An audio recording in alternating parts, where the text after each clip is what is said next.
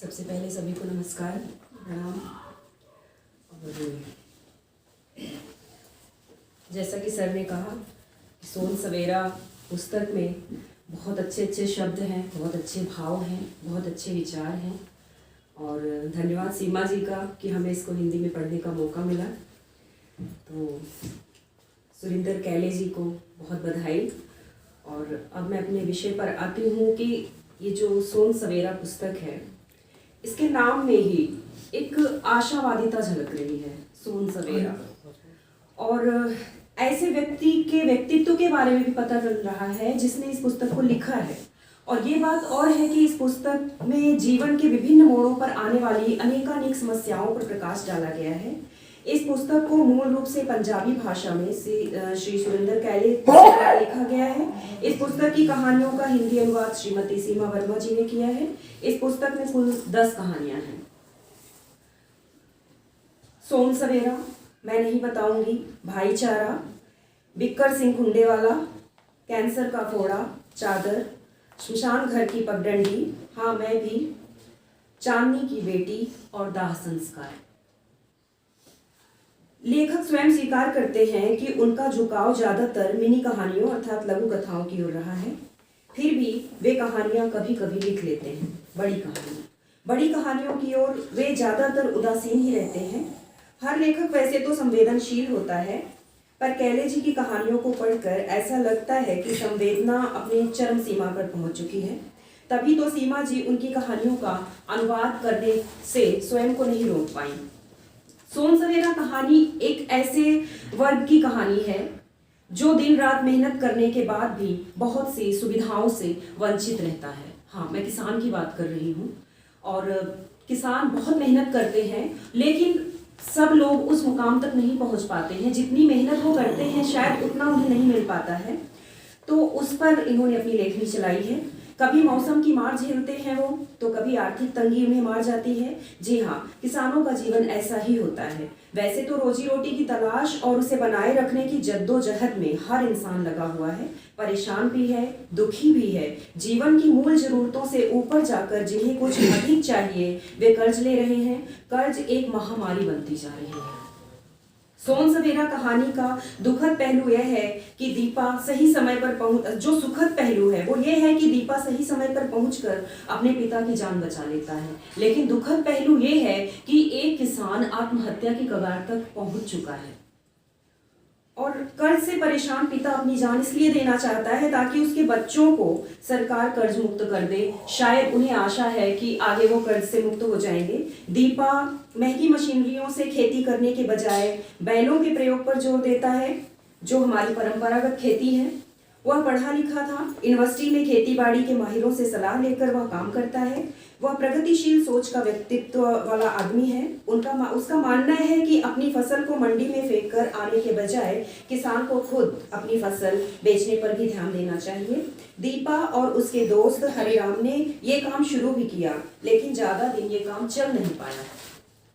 उन्होंने अपना सामान 5 रुपए कम, बाजार दाम से 5 रुपए कम करके बेचा, जिससे लोग उनकी तरफ बढ़ते चले आए और प्रभावित भी हुए। और जिसके बाद रेहड़ी और ठेले वालों से लोगों ने सामान लेना बंद कर दिया। तो आगे फिर ये हुआ कि उनके साथ काम लेना बंद कर दिया, तो उन्होंने उस चीज का विरोध शुरू किया। बड़े व्यापारियों ने उसका विरोध शुरू किया, पुलिस भी आ गई। फिर किसी बड़ी कंपनी का ट्रक अंत में आता है जिस पर जैविक खाद्य पदार्थ के नाम से आधे से भी कम दाम या आधे दाम पर सामान बेचना शुरू कर दिया जाता है और दीपा का काम वहीं पर ठप हो जाता है। दूसरी कहानी है मैं नहीं बताऊंगी। मेजर और मनमीत की कहानी है, प्रेम कथा है। युद्ध में घायल मेजर शेर सिंह अपनी प्रेमिका मनमीत की तस्वीर हमेशा अपनी वर्दी की जेब में रखता है। मनमीत और मेजर बचपन के मित्र हैं। मनमीत के घर वाले मेजर सिंह को पसंद नहीं करते, लेकिन मनमीत उससे विवाह करना चाहती है। युद्ध में मेजर अपनी एक टांग गंवा बैठता है। घर वालों के दबाव में आकर मनमीत ने किसी और से सगाई कर ली। इस तरह से एक प्रेम कहानी का अंत हो जाता है। तीसरी कहानी है भाईचारा। भाईचारा जो आम घरों में हम भी देखते हैं, छोटी छोटी बात पर रिश्तेदार रुक जाते हैं। किसी को चाय नहीं मिला, किसी को पानी नहीं मिली, किसी को पकोड़े नहीं मिले, और मिलता सब कुछ है। कुछ लोगों की आदत होती है कि हमें ये नहीं मिला, हमें वो नहीं मिला। तो ऐसे ही एक यहाँ पे पात्र हैं जो आम जनजीवन से ही कहानी उठाई गई है। आमतौर पर शादी विवाह के कार्यक्रम वाले घरों में ये अक्सर देखा जाता है। रिश्तेदारों, भाई बंधु मान सम्मान, आओ भगत के साथ साथ थोड़ा अलग से भाव चाहते हैं। कुछ लोगों के साथ तो सचमुच गलत होता है, कुछ लोग सिर्फ गलत खोजने ही आते हैं। ऐसी ही विचारधारा पर आधारित है कहानी भाईचारा के। शुक्र है कि यहाँ पर एक भाई ने माफी मांगने पर दूसरे भाई को माफ भी कर दिया और उसके घर कार्यक्रम में आया भी। अगली कहानी है बिक्कर सिंह खुंडेवाला, जो मुझे बहुत पसंद आई। ये भी बचपन की याद दिलाती है, कैसे हम बचपन में एक दूसरे का कुछ नाम रख देते हैं और कुछ चिढ़ाते हैं और वो टीस वो बता नहीं पाता और सामने वाले के सामने हम बोलते नहीं हैं। तो अपनी कहानी अगली कहानी जो है बिक्कर सिंह खुंडेवाला। कहानी की शुरुआत मार्च महीने में कनाडा के हैमिल्टन से शुरू होती है, जहां मौसम हर घंटे बदलता रहता है, कभी धूप तो कभी शून्य पर पारा। अब मौसम बदलने के साथ साथ लोग पार्कों में दिखने लगे। पंजाबी बुजुर्ग सुबह शाम टहलते हैं और ताश भी खेलते हैं, एक दूसरे का हाल समाचार भी लेते देते हैं। कनाडा में रहकर भारत की राजनीति में भी वे रुचि लेते हैं। उस टोली में भारत से प्रेम करने वाले भी बहुत से लोग हैं जो अपना देश छोड़कर दुखी भी हैं, और केवल कुछ लोग ऐसे भी हैं जो कौमी एकता पर बल देते हैं और एक पंथक सरकार बनाना चाहते हैं। उन्हीं के बीच बिक्कर सिंह खुंडेवाला है। खुंडेवाला उसका कोई नाम नहीं है, उसके पीठ पीछे वो खुंडा छड़ी लेकर चलते हैं, इसलिए उनका नाम खुंडेवाला जो है रख दिया जाता है, खंडुआ रख दिया जाता है, जो कि उसको बहुत बुरा लगता है जब वो सुनता है उस नाम को। तो पंजाब से बेटे के पास आया हुआ है कनाडा। उसका बेटा पंजाब में नहीं रहना चाहता है, वो वहीं पे रहना चाहता है। तो उसके कहने पर वो अपना सारा खेती बाड़ी बेच देते हैं, जमीन बेच देते हैं और उसके रियल एस्टेट में वहाँ पे लगा देते हैं। बेटे की पत्नी काम पर जाना चाहती है, इसलिए वह चाहती है कि बिक्कर सिंह उनके बच्चों की संभाल करे।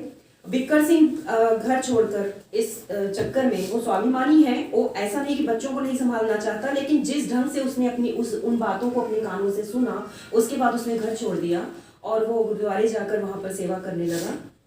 उसका स्वाभिमान उसे घर में रहने की इजाजत नहीं देता। वहां पर बहुत सारे बुजुर्ग इसी तरह के हैं और बहुत ही सही विषय पर लेखक ने अपनी कलम चलाई है। और उनके बच्चे बाहर रहने वालों के जो काम पर जाते हैं और बच्चों की देखभाल जरूरी है, तो ज्यादातर बुजुर्ग इसी काम में रह जाते हैं, जो कि उनकी उम्र उन्हें शायद इस बात की इजाजत नहीं देती है।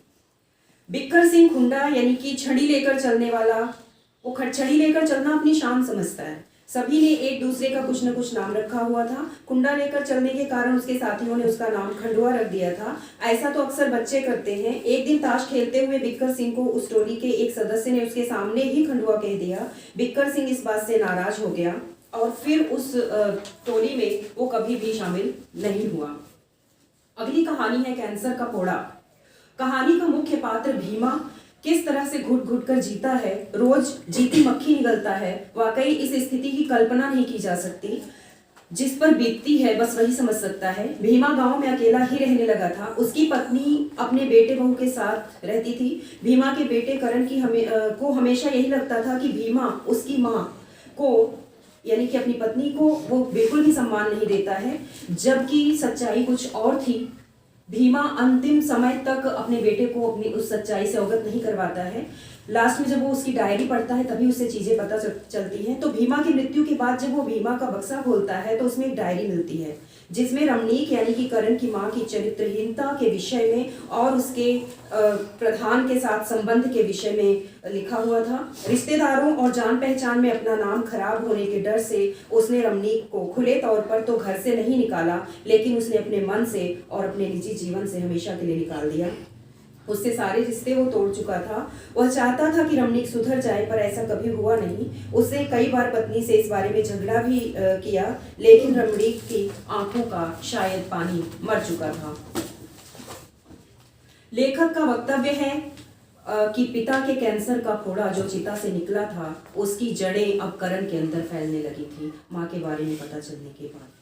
अगली यानी कि छठी कहानी है चादर। पति की मृत्यु के बाद उसकी बेवा को देवर या जेठ के पल्ले बांध देने की एक परंपरा। चादर चढ़ाया और रिश्ता हो गया।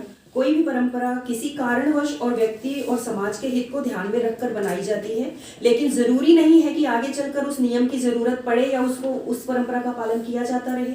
इसी ताने बाने को बदलने के लिए लेखक ने इस विषय को उठाया है, जिसमें मनप्रीत के पति की मृत्यु के कुछ रोज बाद रिश्तेदार और पंचायत के सदस्य मिलकर उससे बात करते हैं और उसका रिश्ता उसके छोटे देवर के साथ करवाना चाहते हैं। मनप्रीत इसके लिए राजी नहीं होती है। वह मायके जाकर भी नहीं बैठना चाहती है। वह पढ़ी लिखी है, इसलिए वह नौकरी करना चाहती है, नौकरी का रास्ता चुनती है। अगली कहानी है श्मशान घाट की पगडंडी। दिलवीर नाम का पात्र है जो शहर में रहता है। उसके पिताजी गांव में रहते हैं। उनकी उम्र हो चली है। दिलवीर के कहने पर भी वे उसके साथ रहने शहर नहीं आते हैं, क्योंकि गांव में उनका मन लगता है। वहाँ खेत खलिहानों के साथ उन्हें अच्छा लगता है। जब वे बीमार हुए थे तो कुछ दिनों के लिए बेटे के पास ही थे, बाद में गांव फिर चले गए। दिलवीर को बचपन से ही सुनसान रास्तों और श्मशान घाट की पगडंडियों से डर लगता था। चुड़ैलों और भूतों का अजीबोगरीब उसकी घटनाएं सुनकर वह बड़ा हुआ था। आज भी वह ऐसी घटनाओं को शक से ही पसीना पसीना हो जाता था। उसे दरवाजे की घंटी बजने पर ऐसा महसूस होता था कि जैसे पता नहीं कौन सी मुसीबत आने वाली है। वह हमेशा अपनी पत्नी निम्मी को ही दरवाजा खोलने के लिए भेजता है। वह बाथरूम में चली जाती है या फिर किसी कारणवश बहाना बनाती है, नहीं उठती है। अंत में उसको जाकर दरवाजा खोलना पड़ता है और वो डर के मारे दरवाजा नहीं खोल पाता है।